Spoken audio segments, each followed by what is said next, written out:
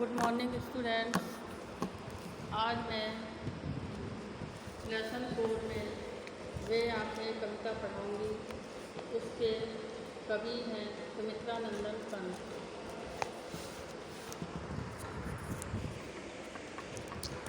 कविता है, इसके बाद जो काव्यांश है आपका पहला। अधि अंधकार की गुहा सरीखी उन आँखों से डरता है मन, भरा दूर तक उनमें दारुण दैन्य दुख का नीरव रोदन। वह स्वाधीन किसान रहा अभिमान भरा आँखों में इसका, छोड़ उसे मझधार आज संसार कगार सदृश बह खिसका। इसमें संदर्भ है प्रस्तुत काव्यांश पाठ्य पुस्तक आरोह भाग 1 से संकलित सुमित्रा नंदन पंत द्वारा लिखित कविता वे आँखें से उद्धृत है।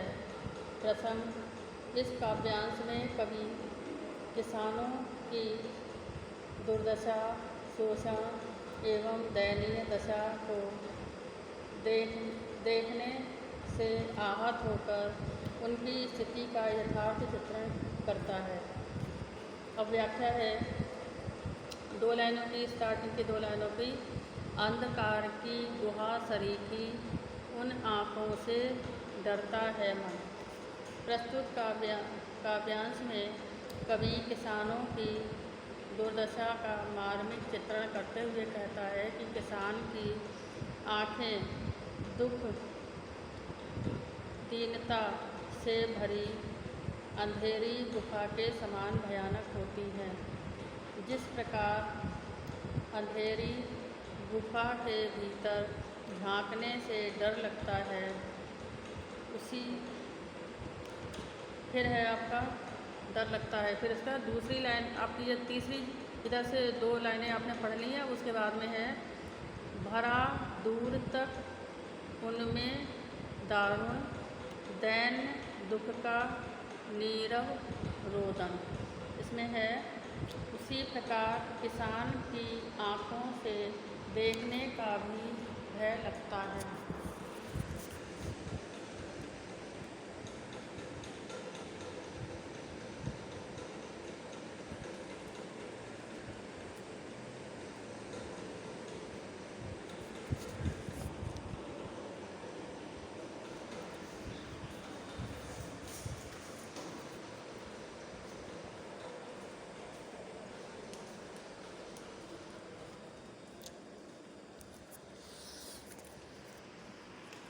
अब पहला वाला तो पूरा हो गया। उसके आगे ये कुछ और आ रहा है। पता नहीं हाथ मिल गया क्या? उतना तो पढ़ लिया आप, क्योंकि उनमें रोशनी की कोई चिनकारी नहीं दिखाई देती, अर्थात उनमें आशा की कोई किरण शेष नहीं है। उनमें तो केवल दरिद्रता है।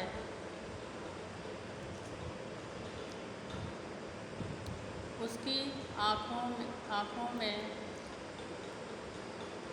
गरीबी का दुख और कष्ट सहे जाने का मौन रुदन व्याप्त है। इसलिए उसकी आँखों में झांकने का उसे साहस नहीं होता। फिर है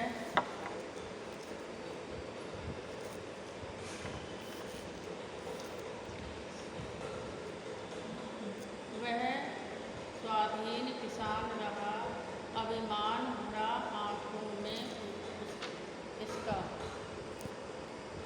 आज स्वतंत्र भारत में किसान भी स्वाधीन हो गया है। इस बात का अभिमान उसकी आँखों में मिलता है, लेकिन दुख तो इस बात का है कि यह स्वाधीन होने के बाद भी उसकी दशा में कुछ भी सुधार नहीं हुआ। फिर आपका है, 2 लाइनें और है लास्ट वाली। छोड़ उसे मझधार आज, संसार कगार सहृदय सदृश्य वह किसका। इसमें आपकी लाइनें हैं। इसमें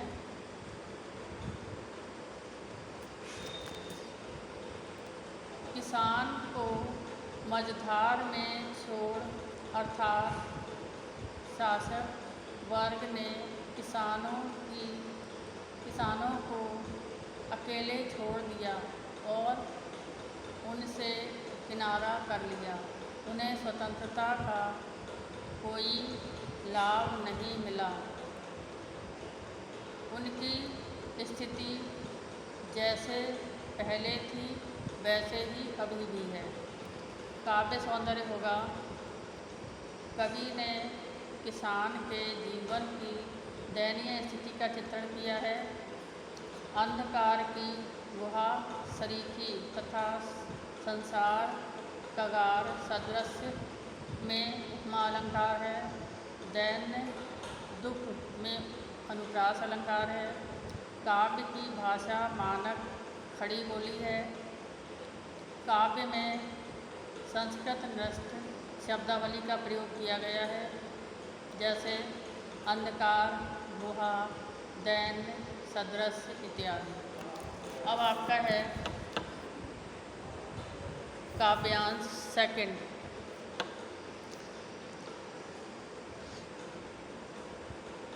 लहराते वे खेत द्रगों में, हुआ बेदखल वह अब जिनसे।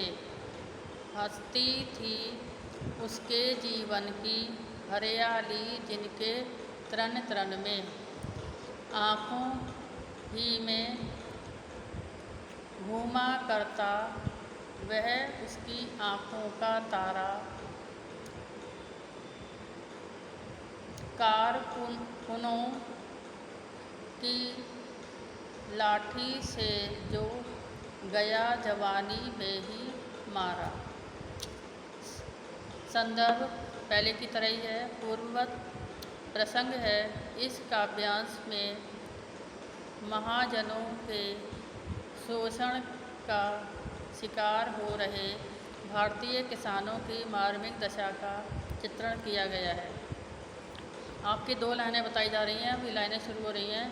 पहली लाइन है, लहराते वे खेत द्रगों में, हुआ बेदखल वह अब जिनसे। पंत जी कहते हैं कि कभी उनके खेतों में उनके खेतों में लहराते हुए देखकर किसान की आँखों में प्रसन्नता दिखाई देती थी, परंतु आज उसको खेतों से अलग कर दिया गया है। 2 लाइनों में आपके भावार्थ हो गया। फिर है, हंसती थी उसके जीवन की हरियाली जिनके तृण तृण में। इसमें सेकंड है, ये 2 लाइनें हैं इसकी।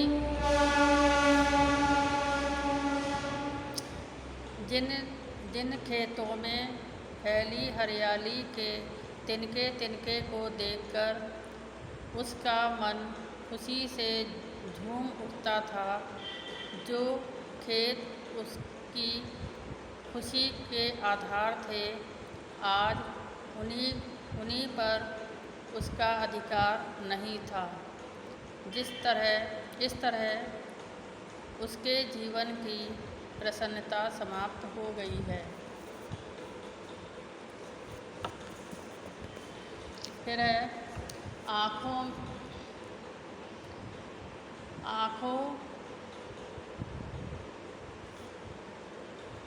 आँखों ही में घूमा करता वह मेरी आँखों का तारा।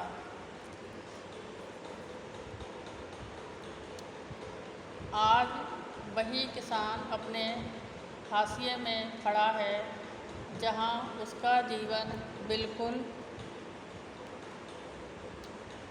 नीरस व वीरान हो चुका है। किसान का एक ही बेटा था जो उसकी आँखों का तारा था। फिर आपकी चौथी ये है, कारकुनों की लाठी से जो गया जवानी में ही मारा, पर जमींदार के कारिंदों ने उसे मार दिया। अब किसान की ज़िंदगी में अंधेरा ही अंधेरा है। उसकी सभी आशाएं समाप्त हो गई हैं। काव्यांश है, इस काव्यांश का जो काव्य सौंदर्य है वो सुने। जमींदार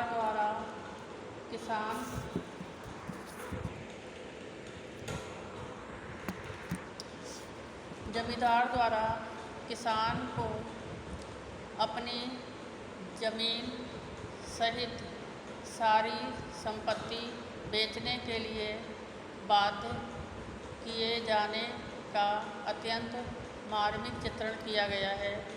लहलहाते वे खेत तथा कारकुनों की लाठी से मारे जाने का बिंब प्रभावशाली बन गया है। आँखों ही में घूमा करता तथा आँखों का तारा मुहावरे का प्रयोग हुआ है। तरण तरण में पुनरुक्ति प्रकाश अलंकार है। भाषा सरल, सहज और प्रभावपूर्ण है। अब आपका तीसरा काव्यांश है, बिना दिया घर द्वार, बिका दिया घर द्वार, महाजन ने ना ब्याज की कौड़ी छोड़ी, रह आँखों में चुभती वह कर्क बहु बरधों की जोड़ी, उजरी उसके सिवा किसे कब पास दुहाने आने देती, आह आँखों में नाचा करती, उजड़ गई जो सुख की खेती। इसमें ये संदर्भ जो है पूर्ववत है, प्रसंग है। इस काव्यांश में महाजन द्वारा अपना मूल और ब्याज वसूलने के लिए किसान पर किए गए अत्याचारों का मार्मिक चित्रण किया गया है।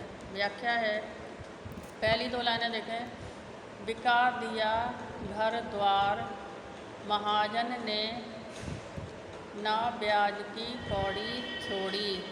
कवि किसान की दुर्दशा का वर्णन करते हुए कहता है कि किसान हमेशा ही महाजनों के कर्ज में दबा रहा, चाहे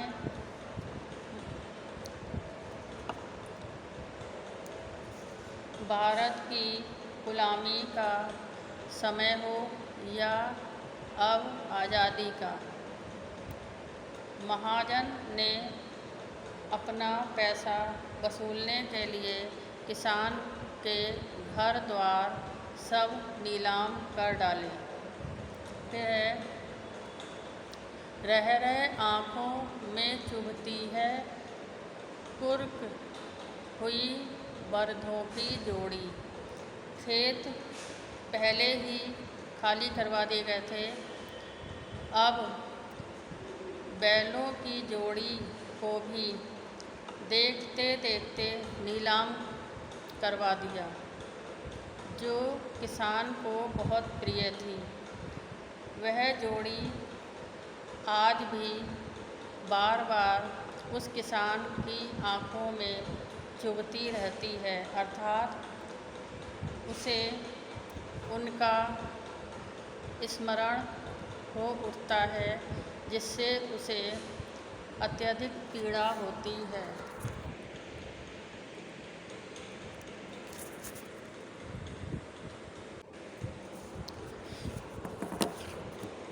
अब आपका लाइन है, उजली उसके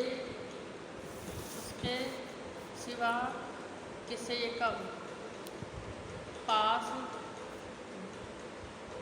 दुहाने आने देती।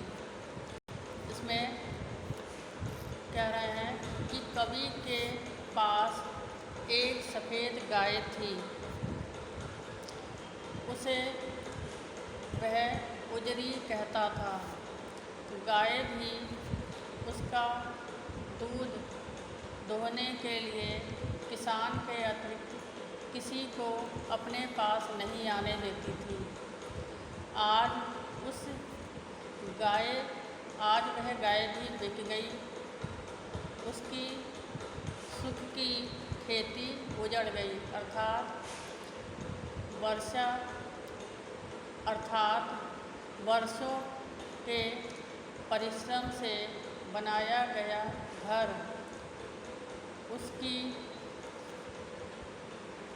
उसकी धन संपत्ति,